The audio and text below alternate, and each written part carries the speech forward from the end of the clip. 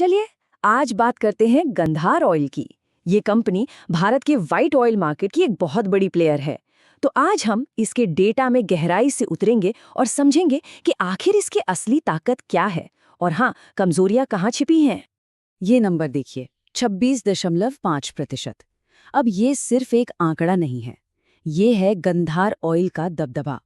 मतलब भारत के white oil market का इतना बड़ा हिस्सा इनके पास है, और यही वो चीज़ है जो इन्हें इस इंडस्ट्री का एक बहुत बड़ा खिलाड़ी बनाती है। तो चलिए सबसे पहले ये समझते हैं कि गंधार ऑयल आखिर है क्या, कितनी बड़ी कंपनी है ये, और सिर्फ भारत में ही नहीं बल्कि दुनिया भर के बाजारों में इसकी क्या हैसियत है। तो कौन है ये गंधार ऑयल? देखिए, इनका ब्रांड है दिव्योल और ये भारत में व्हाइट ऑयल्स बनाने वाली सबसे बड़ी कंपनियों में से एक है। और सिर्फ भारत में ही नहीं, इनका दावा है कि ये दुनिया के टॉप 5 प्लेयर्स में शामिल हैं। अब ये सब मुमकिन कैसे होता है? इनके पास 3 मैन्युफैक्चरिंग प्लांट हैं, तलेजा, सिलवासा और एक शारजाह में भी। और इनकी कुल क्षमता देखिए, लगभग 6 लाख किलोलीटर। ये बहुत बड़ी कैपेसिटी है। और इनके क्लाइंट्स कौन हैं?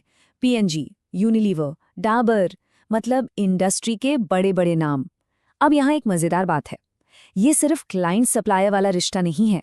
असल में इन बड़ी कंपनियों के लिए अपना सप्लायर बदलना बहुत मुश्किल होता है। क्यों? क्योंकि क्वालिटी की जांच बहुत सख्त होती है, अप्रूवल प्रोसेस बहुत लंबा होता है। तो एक बार कोई सप्लायर फाइनल हो गया तो वो रिश्ता लंबा चलता है। इसी वजह से गंधार को एक स्टेबल रेवेन्यू मिलता रहता है। ठीक है, तो अब तक हमने कंपनी को समझ लिया। अब आते हैं नंबर्स पर। चलिए देखते हैं कि इनका पैसा आता कहाँ से है और इनके प्रोडक्ट्स आखिर बिकते कहाँ कहाँ हैं। इनके रेवेन्यू मिक्स को देखिए। सबसे बड़ा हिस्सा करीब 47% आता है PHPO से। PHPO मतलब पर्सनल केयर, हेल्थ केयर और परफॉर्मेंस ऑयल्स। अब ये जानना ज़रूरी क्यों है? क्योंकि ये वो सेगमेंट है जहां मार्जिन सबसे ज़्यादा होता है। तो एक तरह से यही कंपनी के मुनाफे की रीढ़ है। और ऐसा नहीं है कि ये सिर्फ भारत में ही काम करते हैं, 100 से ज्यादा देशों में इनकी बिक्री होती है। आप सोचिए, कंपनी का 40% से ज्यादा रेवेन्यू भारत के बाहर से आ रहा है। इसका सीधा सा मतलब है कि अगर भारत के बाजार में कोई सुस्ती आती भी है तो इनके पास दूसरे बाजारों का सहारा है।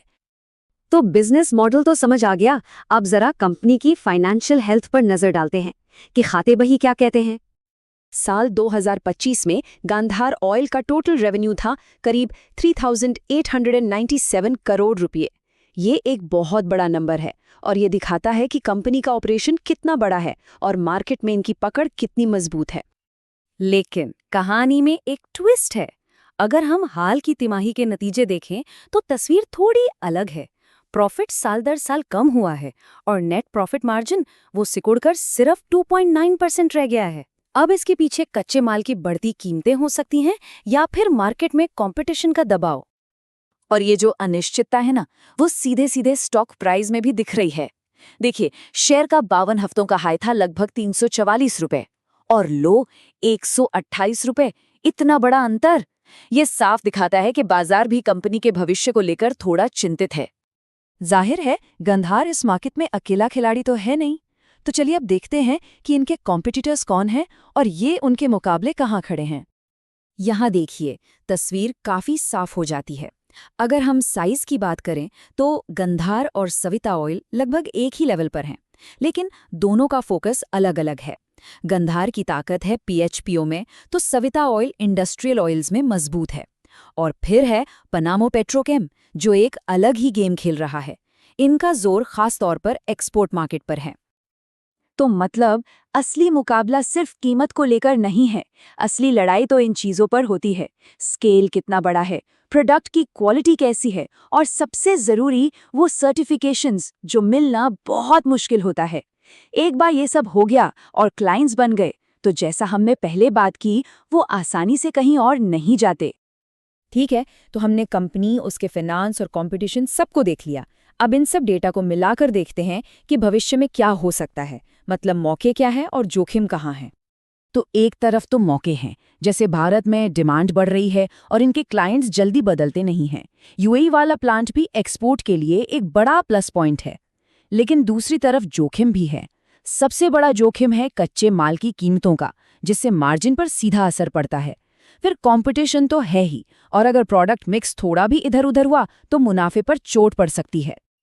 तो अगर कोई इस कंपनी को ट्रैक कर रहा है तो किन चीजों पर नजर रखनी चाहिए? सबसे पहले, इनका हाई मार्जिन वाला पीएचपीओ सेगमेंट कैसा कर रहा है? दूसरा, इनके मार्जिन का ट्रेंड क्या है? तीसरा, विदेश से कितनी बिक्री हो रही है, खासकर यूएई प्लांट से? चौथा, क्या कोई बड़े ऑर्डर मिल रहे हैं जैसे हाल में बीएल से मिला था? और पांचवा, प्रमोटर्स और एफआईआईज अपनी हिस्सेदारी बढ़ा रहे हैं या घटा रहे हैं?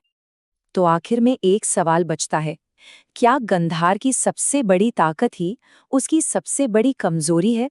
मतलब ये जो बड़े क्लाइंट्स और हाई मार्जिन प्रोडक्ट्स पर इनकी निर्भरता है, क्या यही चीज एक बदलते हुए बाजार में इनके लिए सबसे बड़ा जोखिम बन सकती है?